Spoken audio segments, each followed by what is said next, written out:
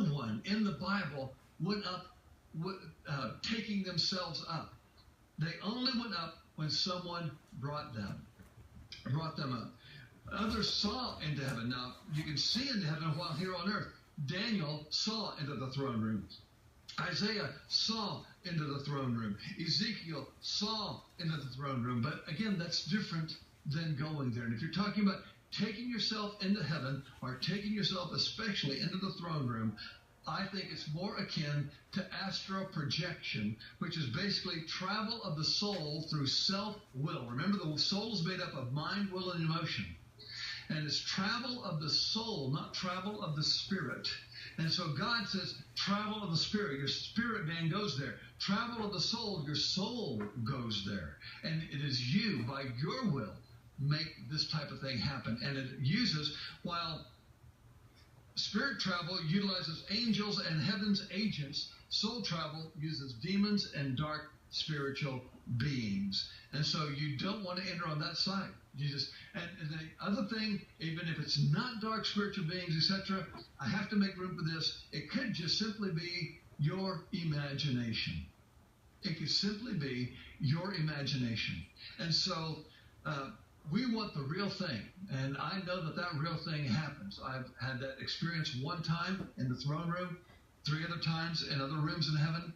I know other people that have had that experience, and many, many other people. So it's not like an elite type of thing. I don't know why it happens. It just does. He decides, and he does it. Okay. Margaret also would like to know this. You spoke about several cities having to be evacuated due to the lack of water. Can you share more about this? And are some of the cities in Texas, Arizona, or New Mexico? Well, yes, they are. So, well, there's one that I saw in Texas, one that I saw in Arizona, one that I saw in New Mexico, but I want to make sure we're very clear about this. I didn't mean, and I don't think I said, but if I did, I certainly didn't mean to say that the entire city would be evacuated. I believe I said that some in the city would leave or they would evacuate themselves, not necessarily the entire city. Now, that doesn't mean that the entire city can't go.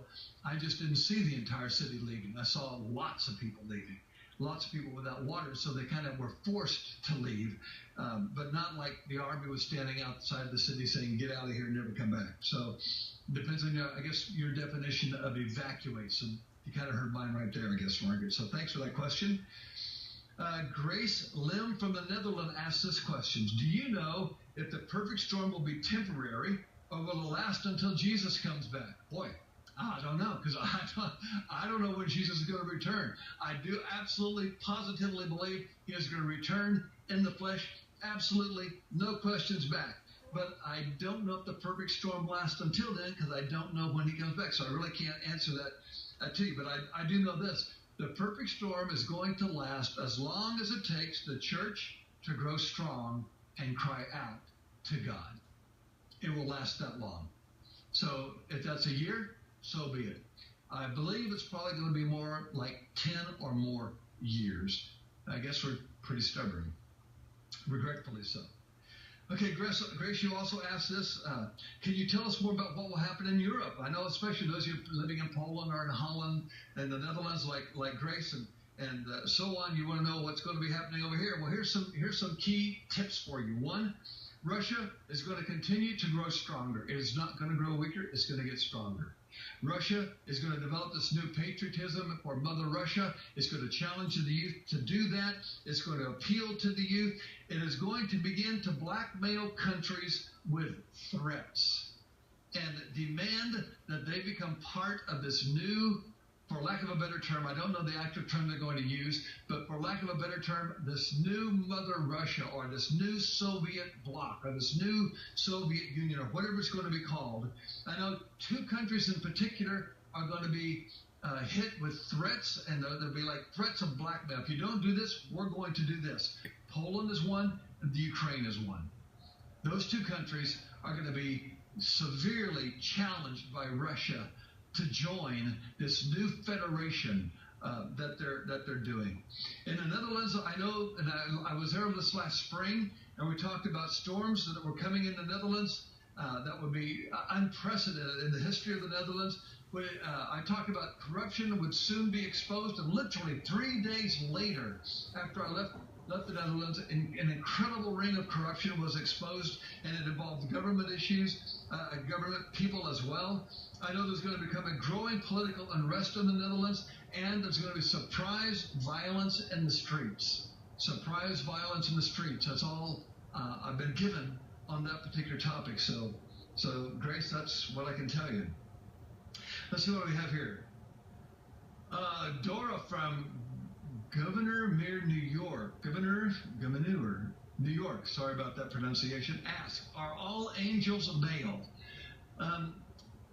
All angels, yes and no. All angels are male, except for maybe the 2 angels that are mentioned, and depending on the version that you're reading.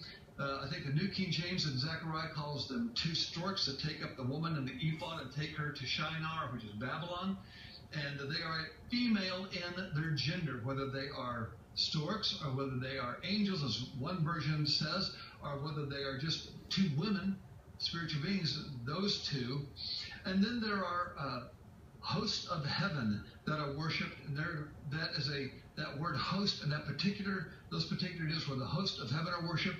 In each case, it is a female gender of the word host that is worshipped. So, other than that, every encounter that I've had,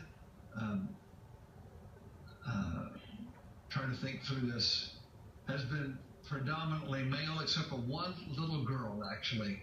One young girl came to me to give me a message once, and so I'm not sure where to put that. I'm not sure. I don't think it was a host of heaven, because she's just a young girl. She actually told me about my wife and I's youngest son that we had just adopted. So I'm just letting you know what I've experienced. So if she wasn't an angel, she didn't say I'm an angel. She said that she came from the throne room of God to give me a message. So I don't know what to tell you there. Okay, so Glenda from Wood Hills, California asks this: if each of the 5 city offices, I'm going to get back to you in just a second. We're going to go back. Oh, I got that for Glenda. Okay. Glenda from Woodland Hills, California: if each of the 5 offices in the church has a symbol associated with them, for instance, I teach that teachers are the number 8, evangelists are the number 9, pastors are the number 10, prophets are the number 11, apostles are the number 12. Is it the same for colors? For example, I can see brown for a pastor, and you know what? You're exactly right. I can see yellow for a teacher, and you know what? You're exactly right. Brown is compassion, yellow is the mind. You're educating, teaching, training the mind. I'm going to go on to tell you this. You'll write this down, Glenda. Red is for the apostolic, and it's wisdom. Blue is for the prophetic, and it's revelation. Green is the evangelist, and it's conviction of the conscience. Then again, yellow is the teacher, the mind. Brown is the pastor. And so that takes care of those 5 offices. So, good question. Okay, let's see. Michelle from Palmer, AK. AK is Alaska, isn't it? I think AK. AR is Arizona. AZ is Arizona. AR is Arkansas. AK is Alaska. Palmer, Alaska. Since the United States is a fairly young nation in God's eyes, does he deal with us the same way as older nations? Yes. Yeah, he deals with us the same way as he does older nations, because individually we are still mature enough to make wise choices. And it's individual choices that determine national choices. It's individual choices that allowed that the spiritual water table is set by. I think in one of our other webinars, the ISD Live programs, we talked about the spiritual water table and how out of the spiritual water table leadership arises. And so from a low spiritual water table, low levels of leadership arise. From a high spiritual water table, high levels of leadership arise. And so we've seen a lowering of the pond, so to speak, since the Thomas Jefferson, Washington, Abraham Lincoln, John Adams, son John Quincy Adams, and so on. A lowering of the spiritual water table until today. It's pretty low right now. It's almost like we're in mud. Okay, Yael from Johannesburg, South Africa asks this: why is it that most of my visions are angels and the Lord, but my dreams are the opposite? They're demons and such. very good question on one hand, but a pretty simple answer. One, visions are more literal, and so you are literally able to see movements of what is happening in the spiritual realm. Dreams are more symbolic, and so God's allowing you to see the plans of the enemy, but more importantly, is allowing you to see what he is doing in light of the plans of the enemy. So you see the actual activity in the spirit world of what God is doing, and then you see the symbolism of what the enemy is doing, and it's much easier to bear in vision, in dream form. Seeing the plans of the enemy is much easier to bear in dream form than to see the presence of a demonic entity staring you in the face. There's a certain challenge that happens when that happens, and it's better, believe me, it's better to have a dream. I'm not afraid of them, but at the same time, you have to respect their created essence. God is greater, no doubt about it, absolutely no doubt about it, but there is a created essence that God did not remove when they fell. And so you have to understand that issue, that even Michael didn't bring a reviling accusation against Satan, but he understood the authority of God, and he utilized that authority of God to get the body of Moses back. And so that gives us a parameter of how we need to act in the midst of those beings. Here's one from the United Kingdom, England. Amanda from Harrogate, England. I was there, right? I've been there several times, actually. It's beautiful, beautiful city. Is the perfect storm centered only on the United States? No. Does the U.S. have an anointing of leaders and influence which will cause God to seek to turn the United States back to him? I think he's going to try to turn every nation back to him, and certainly is trying to turn the United States back to him. And she wants to know, and will he do this so that you can then influence other nations? Absolutely. He wants to turn us back so we can influence other nations. I believe this nation was birthed to do that, to become a missional influence in the world to advance the kingdom of the Lord Jesus Christ, that it might be on earth as it is in heaven. But I believe that every nation still has that same mandate from God, to advance the kingdom on earth as it is in heaven. The perfect storm is worldwide. We talked about things that are going to be happening worldwide.